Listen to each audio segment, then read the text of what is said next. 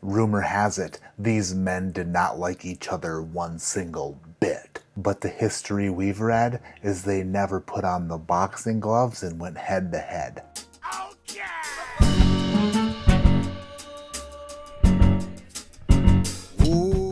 Welcome back to ADHD Whiskey. My name is Matt. Tonight we have a bourbon skirmish. Probably and hopefully a quick one that doesn't take me too long to edit. We got Stagg Jr.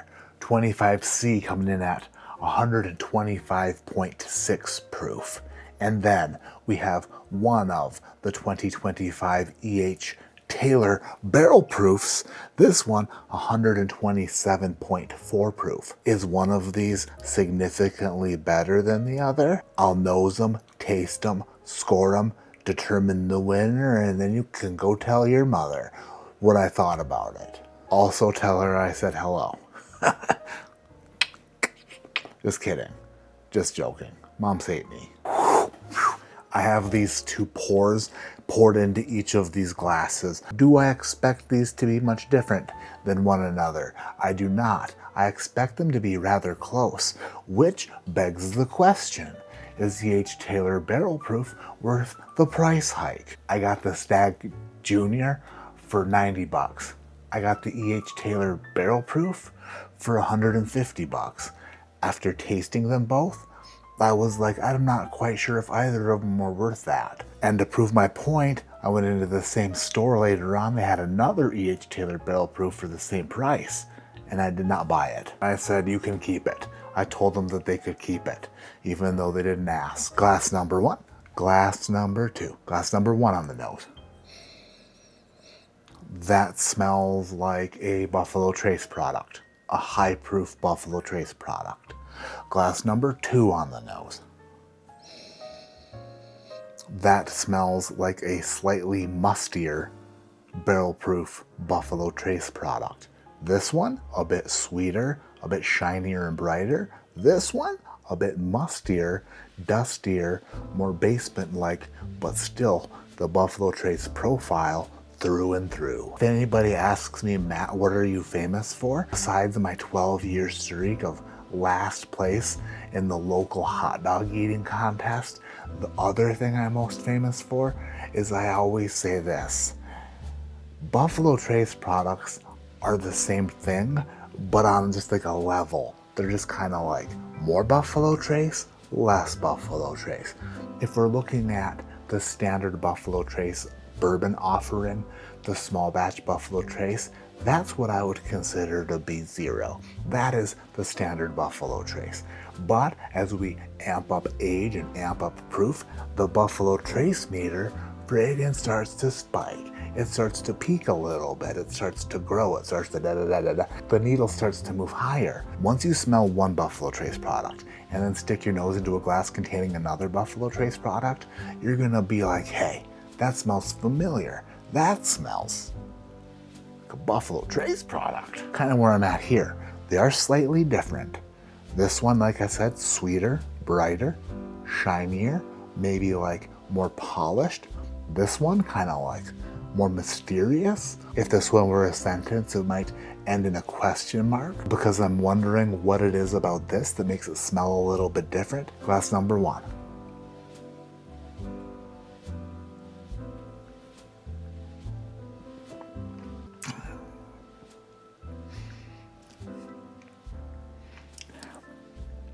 Sweet, high proof, ethanol, cherries. Really kind of tastes like you soaked cherries in Everclear.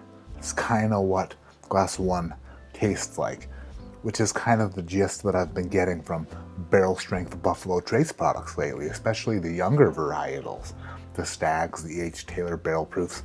They all kind of seem very ethanol forward, very proofy and spiky without the depth and complexity. Although I enjoy it and I think that it's really good as far as like a barrel strength younger bourbon goes, there are some other pours on the market that remind me a lot of this, that taste pretty similar, that have the same effect, that share the same sweetness, that A, are not hard to find, and B, are less expensive. Shout out Jefferson's Cask Strength. Glass number 2, here we go.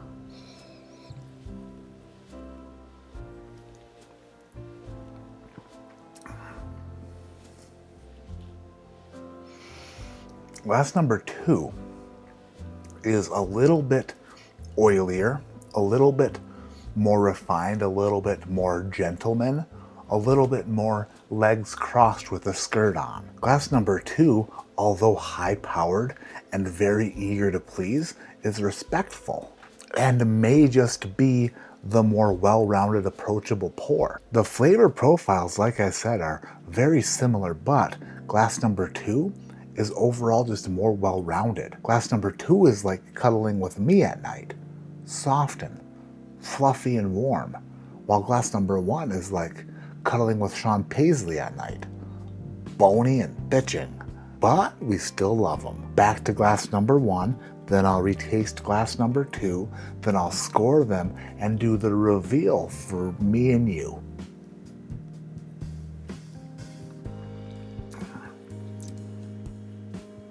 A little bit of blackberry, a little bit of E85. Wow, yeah, that tastes like something that you put in your gas tank if you wanted to reduce spark knock. It's pretty brash and it is pretty harsh. And now having gone back to glass 1, I'll be very surprised if this is the E.H. Taylor. If this is the E.H. Taylor, then what are we doing here? Back to glass 2.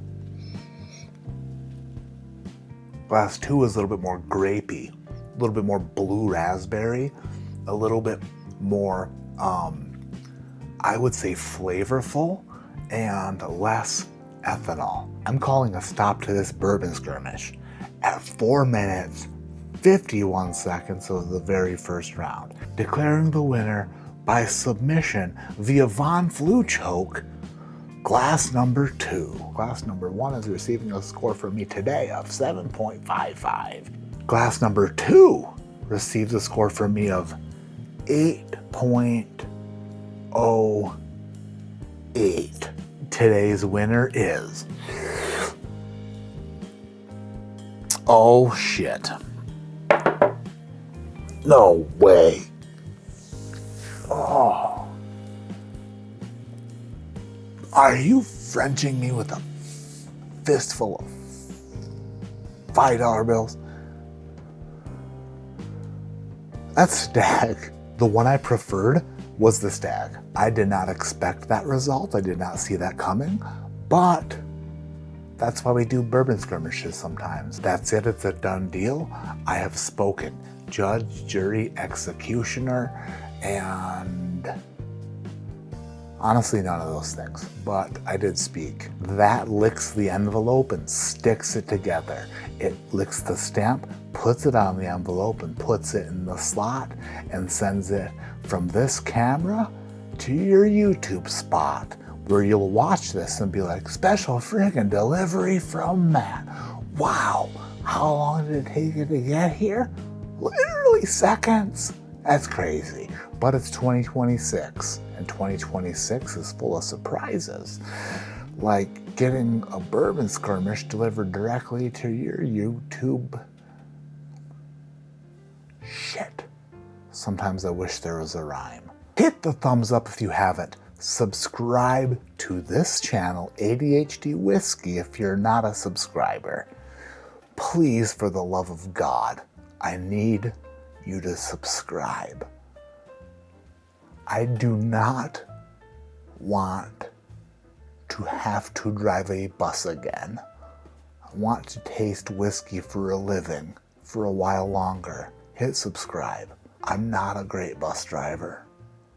My name is Matt. This is ADHD Whiskey, and like I always say, keep your head in the clouds, but your mind on maybe not renaming things that don't need to be renamed. Because when you do that, what happens is you get some pushback. Pushback from me and pushback from everybody. This is Stagg Jr. This will always be Stagg Jr. This is George T. Stagg, or as everybody calls it, Stagg. This is Stagg. This is Stagg Jr. Stagg, Stagg Jr. Stagg, Stagg Jr. Stop trying to French it up, dirt. MGP will always be MGP. Nobody's calling it Ross and Squiggles. No matter how bad you want them to, no one's doing it. Ross and Squiggles is MGP for the long run. There was a thing called the Facebook. Then they realized that they should drop the and just call it Facebook, which worked magnificently. And then they were like, we're gonna change Facebook, which was one of the most popular books ever written, into something called Meta. Everybody still calls it Facebook, and it will always be until the end of Mark Zuckerberg. It'll always be Facebook. I don't even use Twitter, but Twitter was always Twitter. And then they decided to change Twitter to X. I think Elon did that. I don't know. Elon, great ideas. Sends things to space, super deep into space, convertible cars and whatever, and then brings them back and sets their ass gently on a friggin' boat. I don't know. But changing Twitter to X? No, never gonna call it X. Not gonna do it. Never ever. Now let's focus on a little city called Chicago. There are two things in Chicago that changed their name that I'm never ever gonna call the new name, because the old name is the name and it's the name forever. The John Hancock Center is the John Hancock Center. It always has been. It has structural beams on the outside of the building in X's that support the building. It doesn't even have a core. Like the people who think that they can rename such a building. They don't have a spine, and neither does the John Hancock Center. I'm not gonna call it by its address, okay? It's the John Hancock Center, and I'm standing by it. And then, last but not least, Willis Tower. Willis Tower. Never, ever, not in a billion, cajillion years will I ever call the Sears Tower the Willis Tower. Ever.